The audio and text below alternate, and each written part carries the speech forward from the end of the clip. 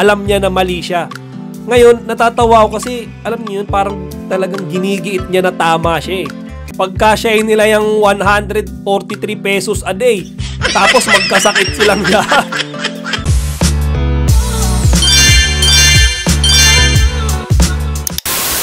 Magandang araw ng Sabado mga kachika. Rigel po ulit ang inyong Chika Patrol. Mga kachika, ang tatalakayin natin ngayong araw ay yung nagtrending na post ng tinaguriang wais na misis na si Neri Miranda. Oo mga kachika, alam nyo nagtrending to dahil dun sa topic niya. Kung paano nga ba pagkasyahin daw mga kachika yung halagang 1,000 pesos sa loob ng isang linggo. O mga kachika, tapos ang sabi niya pa, kinlaro niya na kung ang miyembro daw ng pamilya ay 1 hanggang 3, kasyang-kasya daw yung 1,000 pesos. Ako mga kachika, personally para sa akin, napaka-unrealistic niyan eh. Ako hindi ko alam kasi minsan nga ako bumibili ako sa palengke, namamalengke ako. Nakikita ko napakamahal ng bilihin, mapabigas, mapakarne, ultimo nga gulay eh. Kaya kung 143 pesos a day yung sinasabing kayang pagkasyahin ni Neri, iniisip ko, ang 143 pesos a day, kung bibili ako ng lunch, siguro kalahating kilong manok lang yun o mahigit.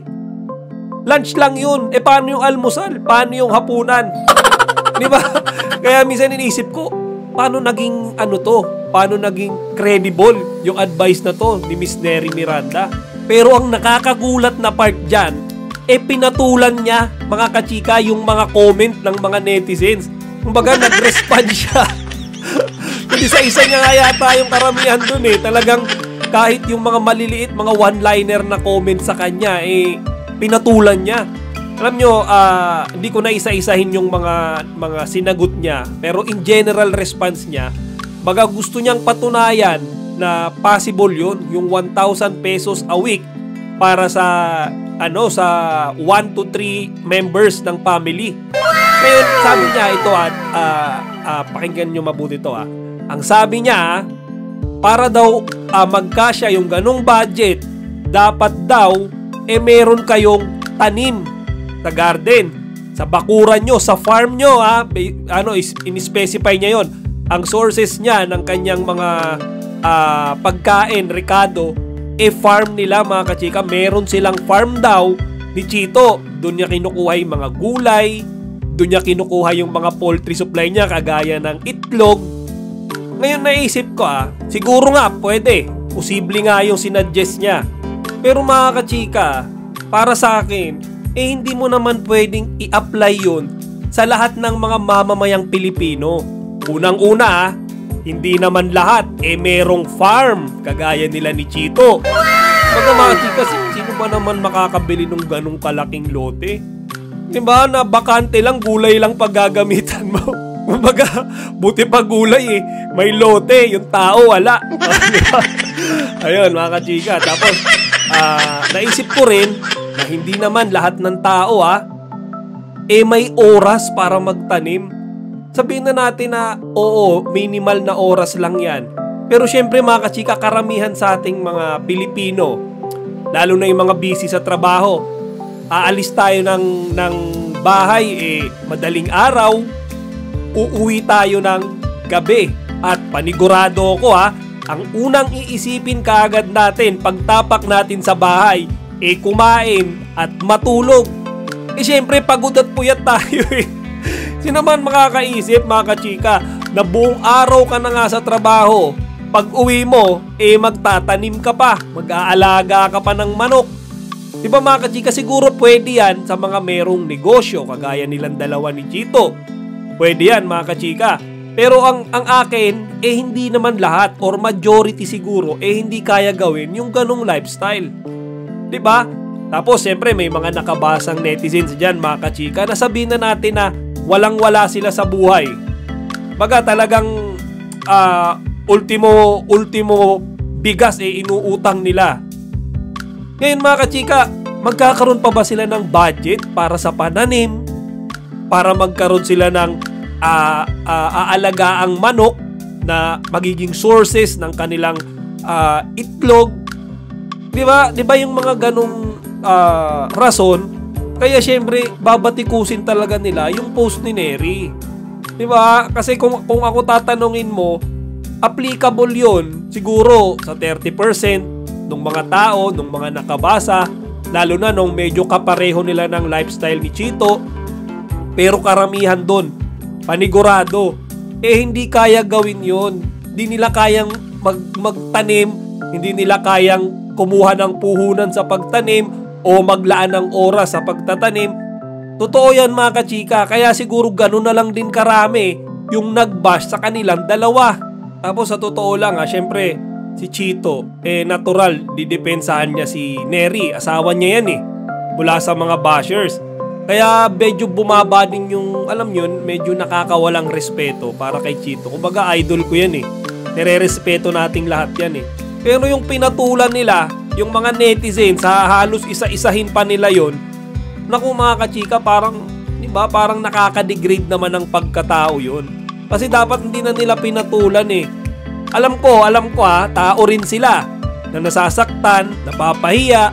Pero sana tignan din nila yung side naman ng mga netizens na nambabasya kanila. Kagaya nga nung sinabi ko kanina, kaya sila binash kasi yung mga netizens na yun hindi capable gawin yung lifestyle na meron sila. Kaya syempre yung sasabihin nila sa post na yun ni Neri na 1,000 pesos sa isang linggo, imposible yun para sa kanila. Kahit na anong paliwanag mo dyan, Miss Neri. Kasi baka nga naman mamaya sundin nila yan. Pagkasyahin nila yung 143 pesos a day. Tapos magkasakit silang lahat. Mamayat sila. Maging malnourished.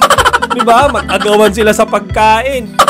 Or hindi na sila magdi-dinner. Puro na lang lunch. Diba? Kung isipin mo. Kaya ganun na lang siguro yung pambabash na ginawa sa kanya. Dahil nga hindi naman applicable yon for everyone. Tsaka ito payo lang sa lahat. Kasama na ako dyan. Kapag ikaw nag-post sa social media, i-expect mo na hindi lagi positive ang magiging comment sa'yo ng mga tao. Hindi laging positive.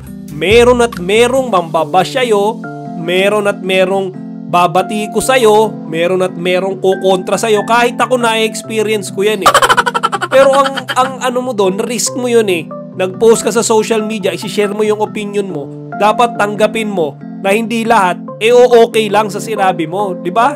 Sa totoo lang mga kachika, nung binabasa ko yung mga sagutan ni Neri tsaka nung mga netizens, actually binura na ni Neri yung karamihan sa mga post niya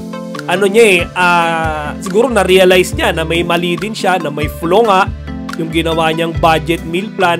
Binura niya Ibig sabihin, alam niya na mali siya. Ngayon, natatawa ako kasi, alam niyo yun, parang talagang ginigiit niya na tama siya Baga, pinagpipilitan niya na applicable yun, na kayang gawin yun ng lahat. Ako na mismo nagsasabi, personal opinion ko, hindi lahat kaya yun. Siguro yung iba, siguro yung talagang sobrang diet na okay lang na, alam niyo yun, saging lang kainin sa almusal, tapos kanin tsaka isang katiting na ulam lang sa lunch, tapos sa dinner tira-tira kung may matira man doon, tapos 3 pa kayo, 3 miyembro pa ng pamilya, pagkakasya nyo 143 pesos sa isang araw. Bigas pa lang ngayon, napakamahal na. Just to be clear mga kachika, wala akong grudges kay Neri. Ang akin lang, ito ang aking reaksyon at opinion dun nga sa ipinost niya na 1,000 pesos na good for 1 week na para sa pamilya na merong 3 miyembro. Hanggang sa ngayon ang hirap kahit ako sa sarili ko. Paano ko ba pagkakasyahin yung 143 pesos para sa, kung example 3 kami sa pamilya. Paano yun? Every meal, kung kukomputing ko, 143 pesos a day. Sa breakfast, meron kaming tagki 15 pesos budget namin per head. Tapos sa lunch namin, parang lalabas na 15 pesos ulit per head. Sa dinner, ganun din, 15 pesos. Mga kachika, ano ba mabibili ng 15 pesos ngayon? Yun yung kakainin namin, worth 15 pesos per meal. kung tatlo kami ha. Kaya ang hirap eh. Lalo na kung wala naman kaming farm, wala naman kaming, alam nyo yun, yung kabuhayan na meron sila. Napakahirap mga kachika. Kaya ganyan na lang yung, alam nyo, naging reaction ko. O siya mga kachika, hanggang dito na lang muna.